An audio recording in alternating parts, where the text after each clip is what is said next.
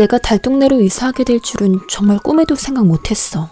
원래 살던 집의 집주인이 갑자기 집을 팔기로 결정해서 방을 빼야 했거든. 그런데 마땅한 집을 찾기가 쉽지 않더라고. 돈도 넉넉지 않은데 이사를 가야 하는 건 확정된 상황이었어. 결국 소개를 통해 달동네에 있는 낡은 방 한 칸을 구하게 됐지. 처음엔 그냥 지내기만 하면 되겠지 싶었어. 하지만 동네는 밤이 되면 이상하게 적막한 데다 사람도 드문드문 다녔고 이상하게 무거운 분위기가 감돌았어.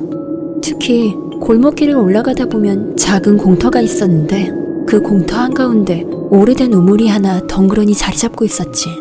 그 우물에 대해 처음 들은 건 동네에서 알게 된 친구 유나 때문이었어. 우리 나이 또래라 그나마 친해지기 쉬웠거든.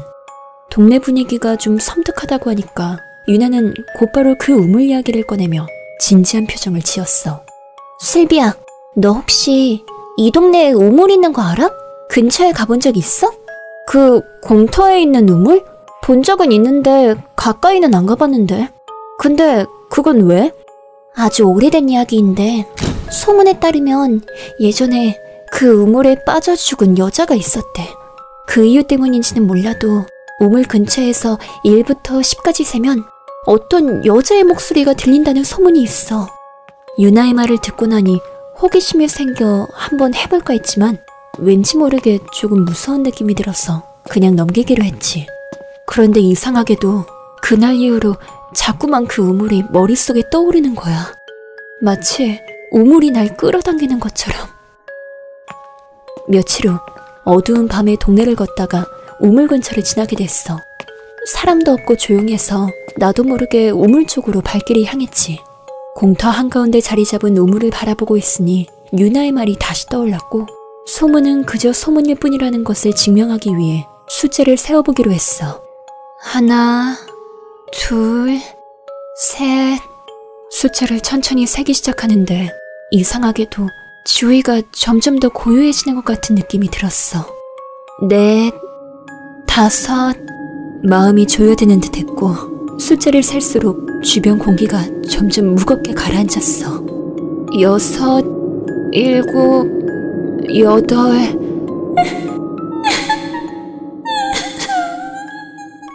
그 순간 우물에서 흐느끼는 소리가 들려오더니 차가운 기운이 내 발목을 감싸는 듯한 착각이 들었어.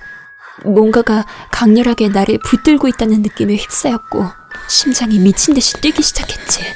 도망치듯 뛰쳐나왔는데도 그 울음소리는 계속해서 내 귓가에 남아있는 듯했어. 그 후에도 밤마다 귓가에 흐느끼는 소리가 들리는 것 같았어. 어쩌면 그 우물에 무엇이 숨어있는지 밝혀야만 이 소리가 그칠 것 같은 느낌이었지. 그래서 유나에게 다시 우물에 대해 물어보게 됐어. 우물에서 죽었다던 그 여자, 마을에서 가장 가난했던 집 딸이었는데 집에 먹을 게 없어 늘 굶주렸대. 그러다 결국 우물에서 물배라도 채우려다가 빠져 죽었다더라고. 그래서 아직도 그 우물가에서 배고프다고 흐느끼는 소리가 들린다는 거야. 유나의 말을 들으니 소름이 돋았어. 내가 그 우물에서 들은 흐느낌이 바로 그 여자의 목소리였던 걸까? 며칠 후 나는 그 여자의 이야기가 머릿속에서 떠나지 않아서 홀린 듯 다시 우물로 향했어. 우물 앞에 조용히 서자 내 발밑에서부터 서늘한 공기가 차오르며 등줄기가 서늘해졌지. 그 순간 우물 속에서 흐느끼는 소리가 또다시 들려왔어.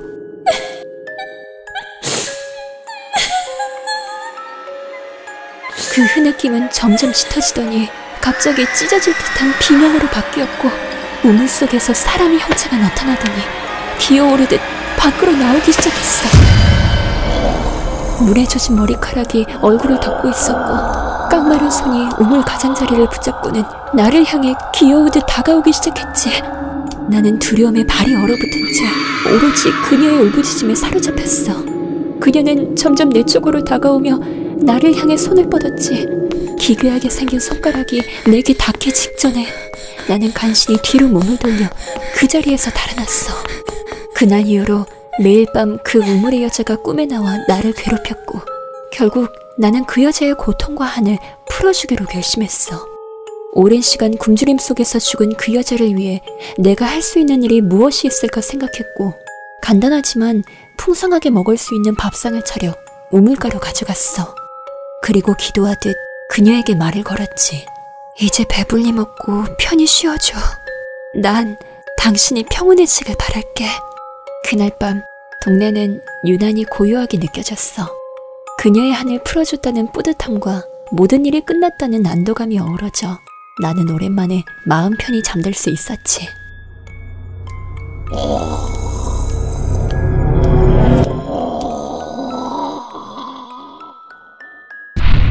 주인공 슬비가 처음 우물에 갔을 때부터 모든 것은 이미 어긋나 있었어.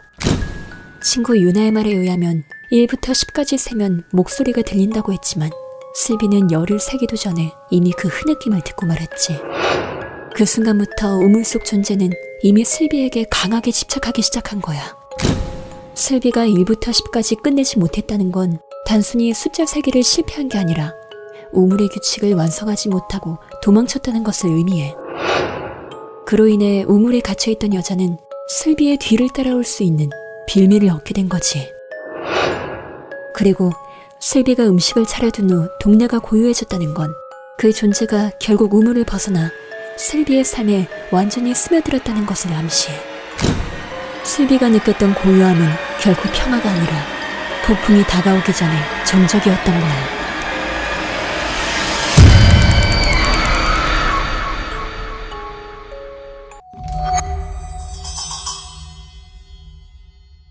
시험 기간이라 학교 도서관에서 밤새 공부를 하기로 했어. 친구들과 도서관에 같이 가는 것보단 난 혼자가 더 집중이 잘 되더라고. 그래서 나 홀로 늦은 밤에 도서관에 들어갔어.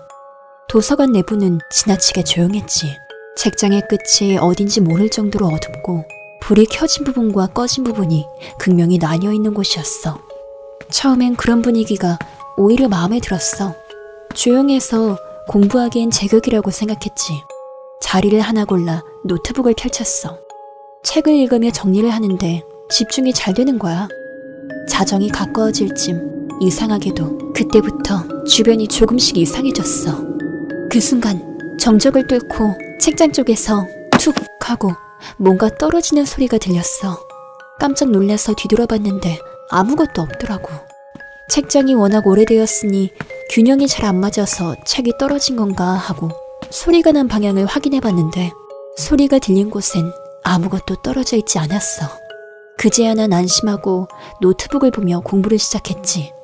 공부를 하다 모르는 부분이 있어서 인터넷 창을 열었는데 방해하지 마? 내가 이런 걸 검색했었나? 지난 검색 기록에 내가 검색한 적 없는 검색어가 남아있었어.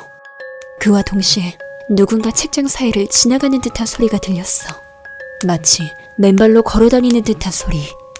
이 시간에 도서관에 나 말고 누가 있나 싶어서 고개를 들어 주변을 둘러봤지만 역시 아무도 없었어.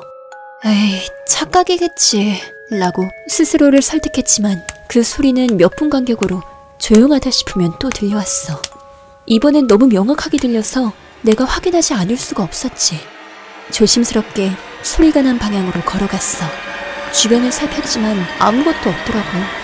그런데 그때 등 뒤에서 당장 나가! 혼자라고 믿고 있던 공간에서 그런 소리를 들으니 너무 무서웠어. 하지만 뒤를 돌아봤다간 뭔가를 마주할지도 모른다는 생각에 너무 무서워서 그 자리에 얼어붙은 채로 서 있었지. 겁에 질린 나는 빠르게 나가려는데 어두운 도서관 출입문 쪽에 누가 서 있는 듯한 실루엣이 보였어. 잘못 본 건가 싶어서 핸드폰 손전등을 켜 확인해봤는데 다행히 아무것도 없었지.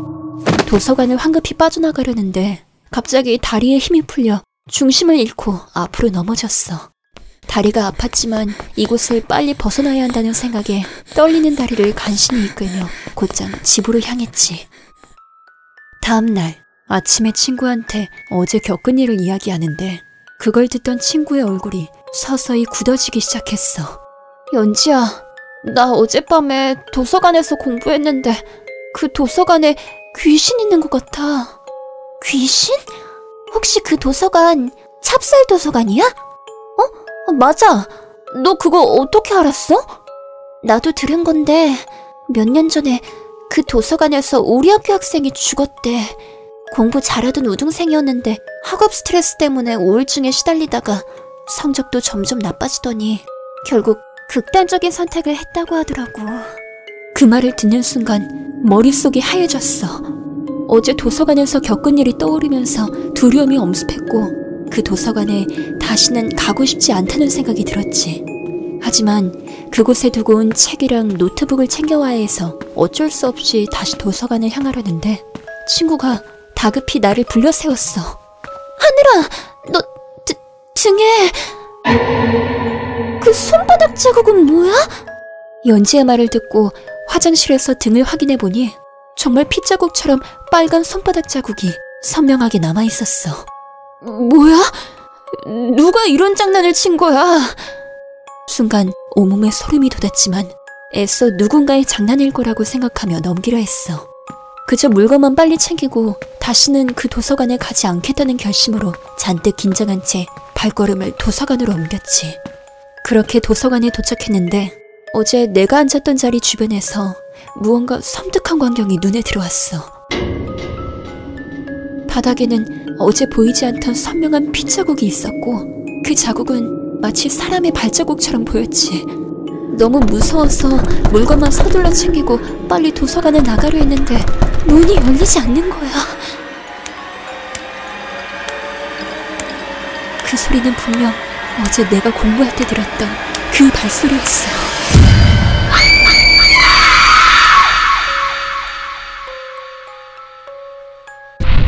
주인공 하늘이가 도서관을 떠나려다 중심을 잃고 넘어졌던 이유는 귀신이 주인공을 밀쳤기 때문이다. 그것은 단순한 장난이 아니라 강한 의도가 담긴 행동이었고 어쩌면 귀신은 주인공을 쫓아내려 했거나 자신의 영역을 침범한 것에 대한 경고를 남긴 것으로 보인다. 하늘이가 처음에 앉아 공부했던 자리가 그 사건의 중심이었다. 그 자리는 몇 년 전 도서관에서 극단적인 선택을 한 우등생이 매일같이 앉던 자리였고 단순한 좌석이 아닌 우등생이 스트레스와 절망 속에서 고뇌하던 공간이었으며 그녀의 흔적과 집착이 강하게 남아있는 곳이었다.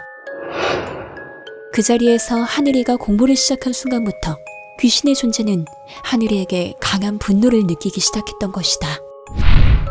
하늘이가 들었던 맨발 소리와 등 뒤에서 들린 속삭임은 귀신의 경고였으며 더 이상 그 공간에 남아있지 말라는 메시지였을 것이다. 하지만 그 경고를 알아채지 못하고 자리를 떠나지 않은 하늘이에게 귀신은 더 강한 방식으로 의사를 전달했다. 도서관의 어둠 속에서 하늘이는 그 비극적인 흔적과 맞닥뜨렸고 다행히도 간신히 그곳을 빠져나왔다. 하지만 마지막에 열리지 않은 문과 발자국 소리는 하늘이가 결국 도서관을 벗어나지 못했음을 의미한다. 우등생은 여전히 도서관 어딘가에서 자신의 자리를 지키기 위해 그곳을 떠돌고 있을 것이다. 야, 이 멍청한 년아, 빨리 술 안 사와? 뭘 꼬나봐. 그놈의 술 좀 그만 처먹어. 하윤이 보기 부끄럽지도 않아?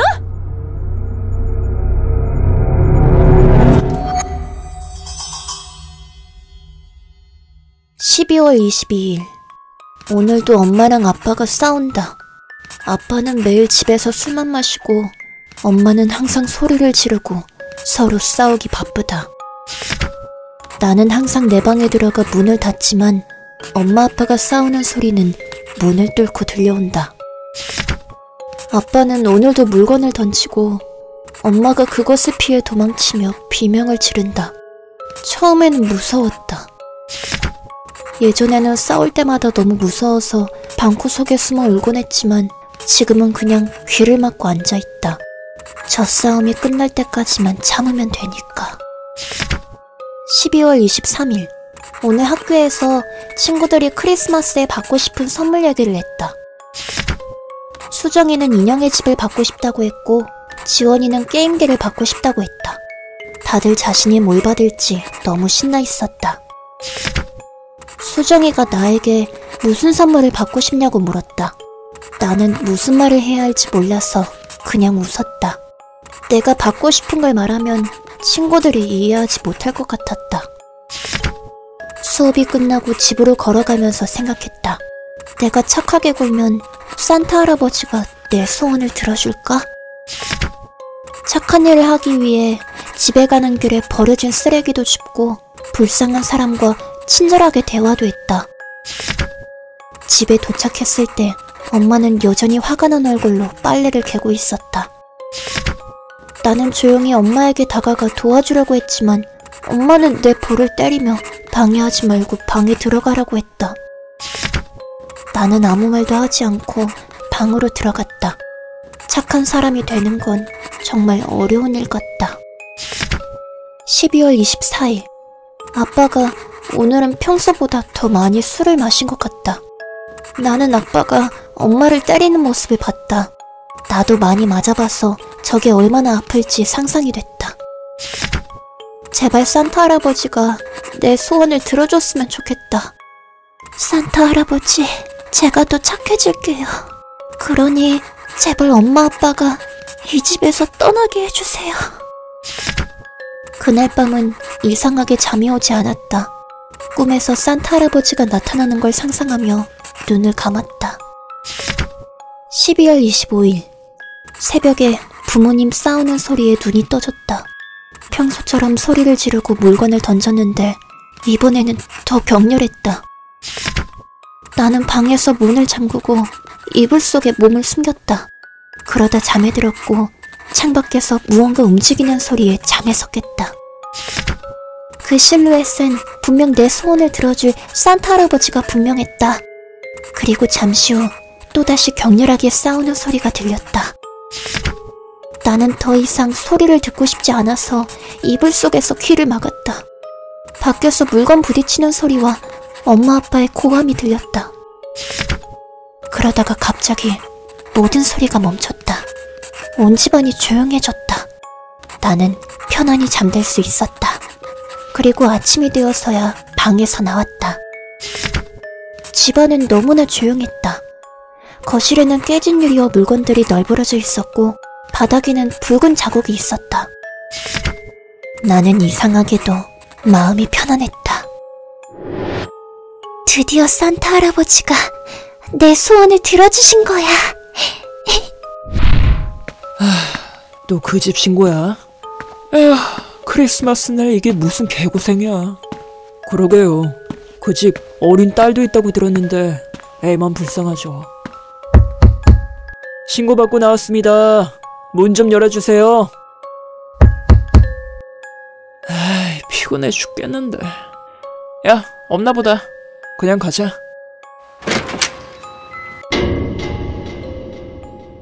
어? 뭐야? 왜 애만 나와?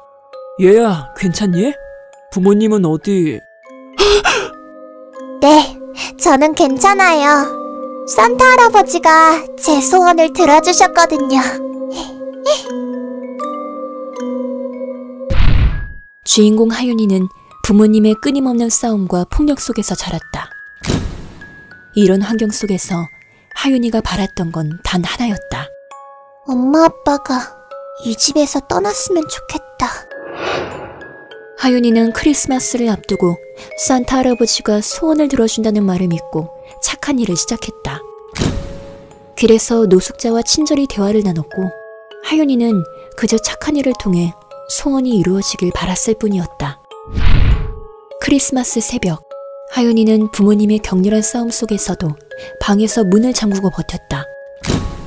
그리고 창밖에서 누군가 움직이는 그림자를 보았다.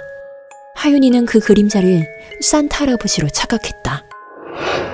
하지만 그건 하윤이와 대화했던 노숙자가 하윤이에게 들은 정보를 바탕으로 집에 침입한 것이었다. 그 노숙자는 잃을 게 없는 사람이었고 결국 비극적인 사건을 일으켰다. 아침이 되어 방에서 나온 하윤이는 깨진 유리, 널브러진 물건, 그리고 붉은 자국들이 있는 거실을 마주했다. 그토록 시끄러웠던 부모님은 이미 집에 없었다. 하지만 하윤이는 그 상황을 비극적으로 느끼지 않았다. 오히려 자신이 바라던 소원이 이루어졌다고 믿으며 마음의 평온을 느꼈다. 신고를 받고 찾아온 경찰은 집안에서 참혹한 현장을 목격했다. 문을 열고 나온 하윤이는 침착하고 차분했다. 부모님이 처참히 죽었음에도 울지 않고 평온하게 미소 짓는 아이의 모습이 너무나도 섬뜩했을 것이다. 하윤이가 길에서 노숙자에게 친절히 대해준 것은 단순히 착한 행위처럼 보였지만 대화 중에 자신의 집 주소와 비밀번호를 노출시켰다. 자세히 들여다보면 하윤이가 노숙자에게 친절히 대해준 것도 집 비밀번호를 알려준 것도 결국 부모님의 죽음으로 이어졌다. 하윤이는 부모님의 죽음에 직접적인 책임이 없었지만 그녀의 소원과 행동이 사건의 도화선이 된 것이다.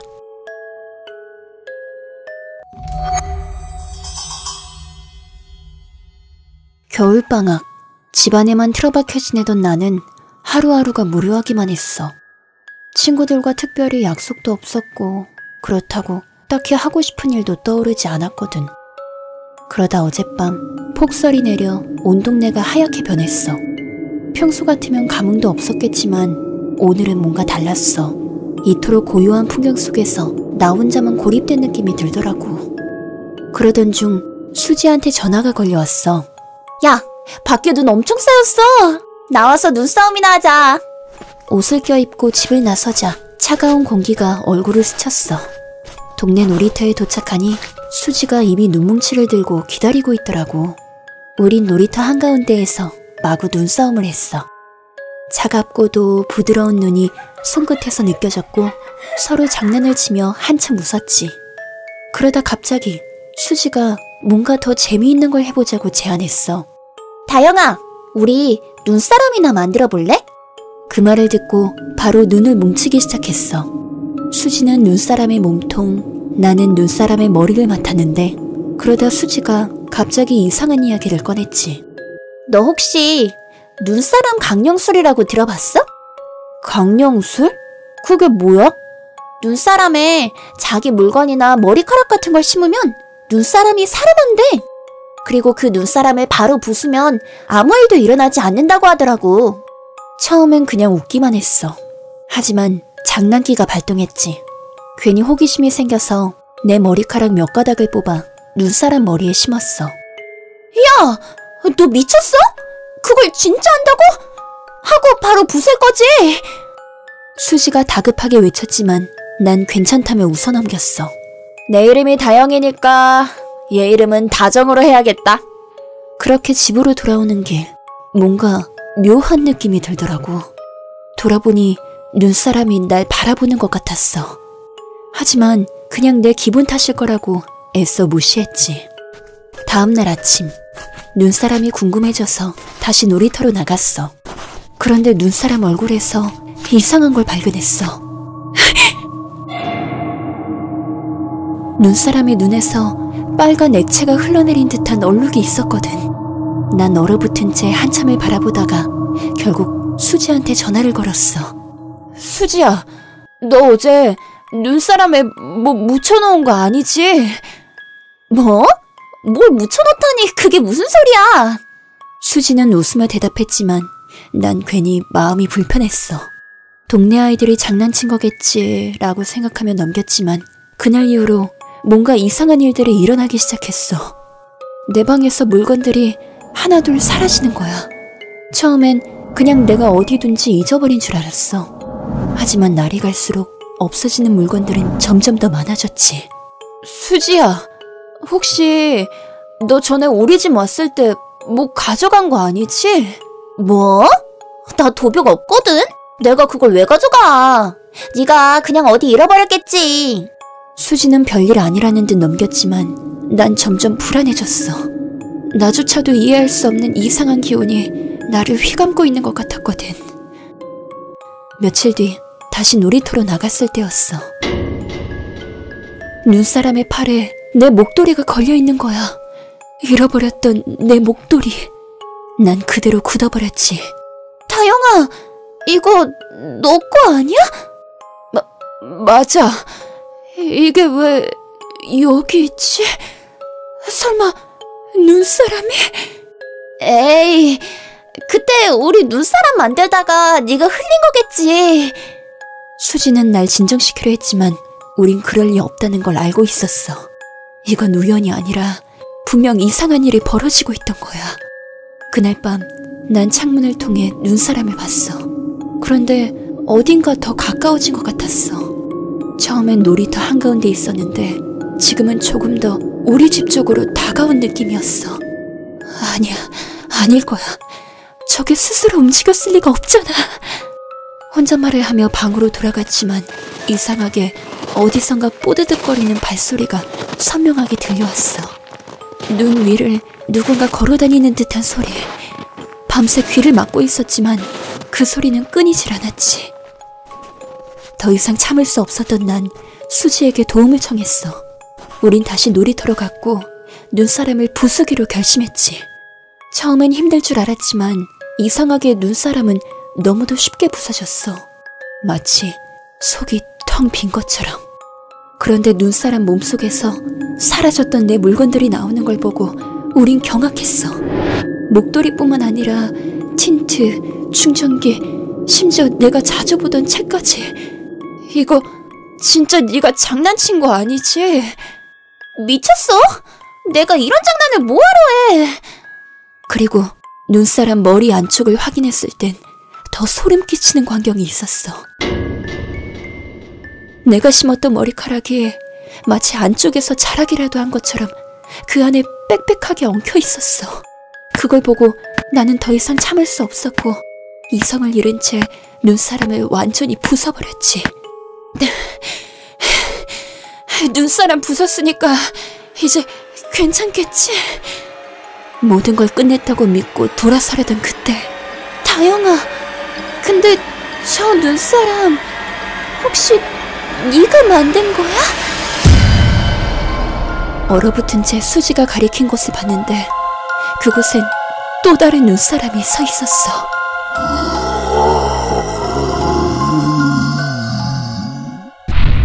붉은 액체는 눈사람이 단순한 눈뭉치가 아니라 생명체처럼 살아있는 존재가 되었음을 의미한다. 이는 강령술로 인해 눈사람이 주인공 다영이와 연결된 것이다. 강령술을 통해 눈사람이 생명을 얻었고 밤이 되자 스스로 움직이기 시작했다. 뽀드득거리는 소리는 눈길을 걸을 때 나는 소리로 눈사람이 다영이의 집을 향해 다가오고 있음을 알 수 있다. 사라진 물건들은 눈사람이 다영이의 삶에 침투하고 있다는 것을 의미하며 눈사람은 다영이를 통제하려는 의도로 물건을 가져간 것이다. 눈사람이 텅 빈 것처럼 쉽게 부서진 것은 단순히 형태를 잃은 것이 아니라 강령술의 힘이 이미 다른 형태로 전이된 것이다. 갑각류가 탈피하듯 눈사람이 자신의 형태를 버리고 더 강한 영혼이나 힘을 구축하기 위해 또 다른 형태를 준비하고 있었음을 의미한다. 수지의 말에 의하면 눈사람은 만들자마자 부숴야 아무 일이 일어나지 않는다고 했는데 다영이가 눈사람을 부순 시점은 이미 너무 늦은 시점이었다. 눈사람은 강령술의 힘을 통해 자신의 생명을 잃지 않고 또 다른 눈사람으로 새로 태어난 것이다.